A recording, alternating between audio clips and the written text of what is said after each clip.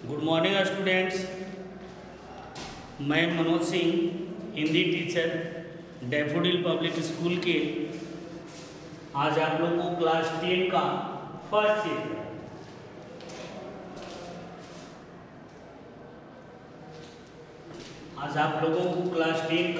Chapter पद जो सूरदास के द्वारा लिखा गया है, इसे हम लोग पढ़ेंगे बहुत विस्तार से और सारे चीज़ों को जानेंगे। फिर इसका क्वेश्चन आंसर भी हम लोग समझेंगे और आप लोग क्वेश्चन आंसर लिख भी सकते हैं, बाद में आप लोगों को भेज भी दी जाएगी। सूरदास का जन्म 1478 और मृत्यु 1583 ईस्वी में हुआ, लेकिन कुछ विद्वानों का इसमें संदेह है कि इनका जन्म और मृत्यु में कुछ अंतर भी है। सबसे पहले हम लोग सूरदास के बारे में, जो उनकी प्रमुख काव्य कृतियाँ हैं, उनके बारे में जानेंगे।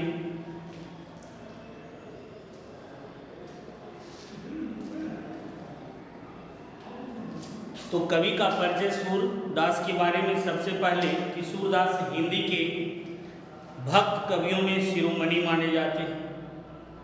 भक्ति काल की जितने भी सगुण भक्ति धारा है, वे सभी शाखा के प्रतिनिधि कवि थे।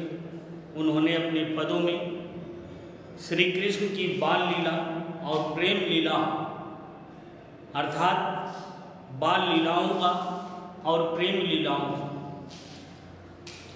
मनमोहक चित्रण प्रस्तुत किया है। उनके द्वारा लिखा गया जो सूर सागर है, मानव वात्सल्य और श्रृंगार रस का सागर ही है। उनके पास न जाने कैसी दिव्य दृष्टि थी, जो प्रकृति और मानव की हृदय की असीम गहराइयों तक भी पहुंच जाती थी। ये जो हम लोग का पहला चैप्टर चल रहा है पद, यह सूर सागर से लिया गया है। सूरदास के द्वारा जितने भी कृतियां लिखी गई है, ऐसे तो ग्रंथों की संख्या 25 मानी गई है, किंतु जो प्रमुख हैं 3 ग्रंथ जो उपलब्ध हुए हैं, उसमें पहला है सूर सागर, दूसरा में सूर सारावली और तीसरा में साहित्य लहरी। सूर सागर सूरदास की एकमात्र ऐसी कृति है जिसे सभी विद्वानों ने प्रमाणित माना है। कहा जाता है कि इसमें 1.25 लाख पद थे, 1,25,000, लेकिन अभी वर्तमान में केवल 6,000 पद ही उपलब्ध हुए हैं, अर्थात 1,19,000 पद का आता पता नहीं। तो आप समझ सकते हैं कि इस केवल 6,000 पद हैं, जिसे पढ़कर हम लोग कितने तरह की जानकारियां प्राप्त कर सकते हैं। काश हम लोग के पास 1,19,000 पद और होते। उसमें भी सूर सागर का एक भ्रमर गीत है और उस भ्रमर गीत में से केवल 4 पद लिए गए, और जो 4 पद लिए गए हैं जो हमारे पहले चैप्टर में है, ये 4 पद लिए गए हैं। चारों का संक्षिप्त सार जरा एक बार देख लीजिए कि पहले पद में गोपियों की यह शिकायत वाजिब लगती है कि यदि उद्धव कभी स्नेह के प्रेम के धागे से अगर बंधे होते तो उन्हें विरह वेदना की अनुभव अवश्य होती। दूसरे पद में गोपियों की यह स्वीकारोक्ति है कि उनके मन की जो भी अभिलाषाएं थी मन में ही रह गई। कृष्ण के प्रति उनके प्रेम की गहराई को अभिव्यक्त किया गया है दूसरे पद में।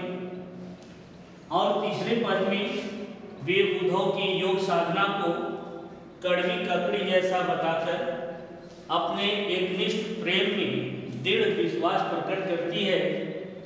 और चौथे पद में उद्धव को ताना मारती है कि कृष्ण ने अब राजनीतिक पढ़ ली है।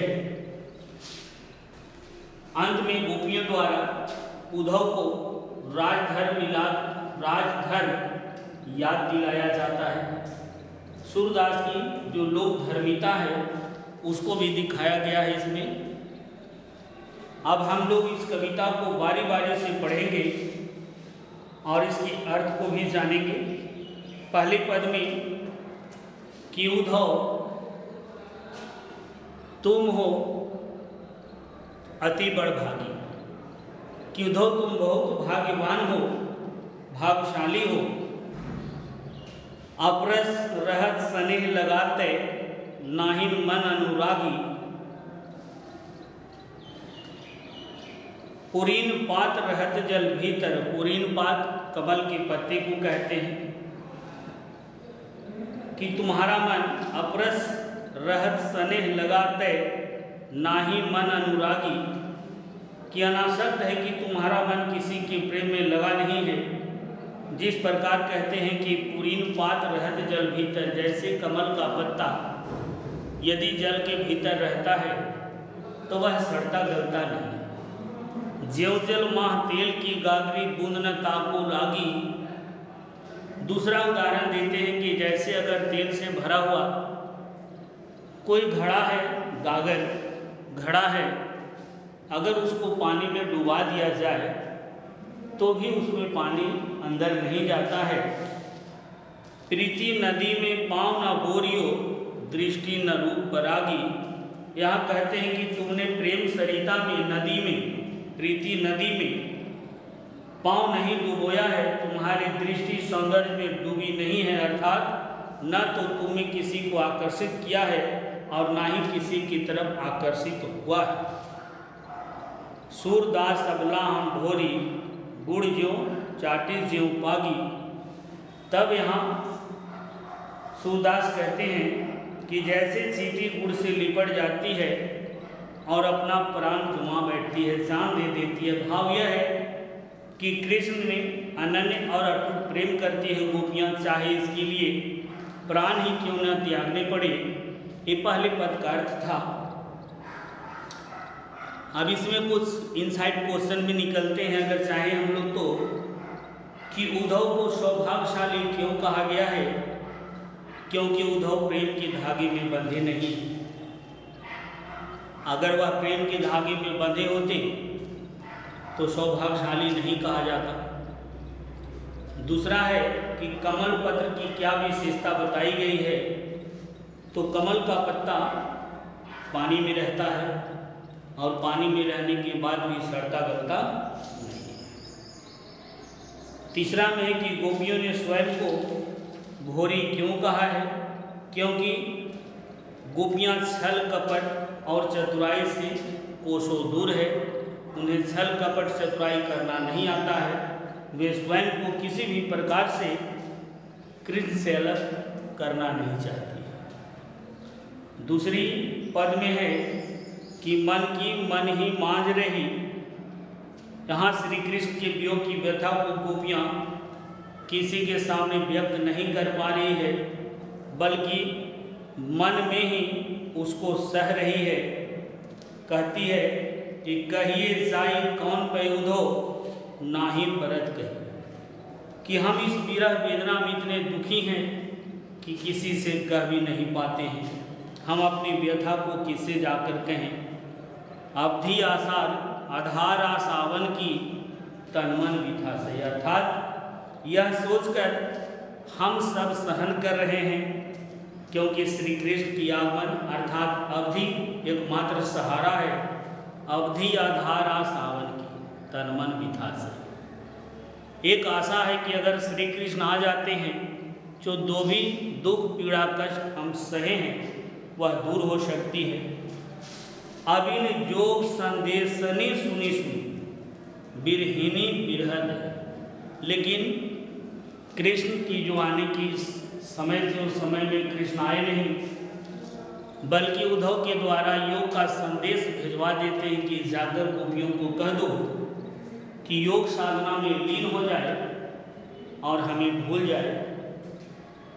इस बात को सुनकर उनकी आंखों से आंसू की धारा बहने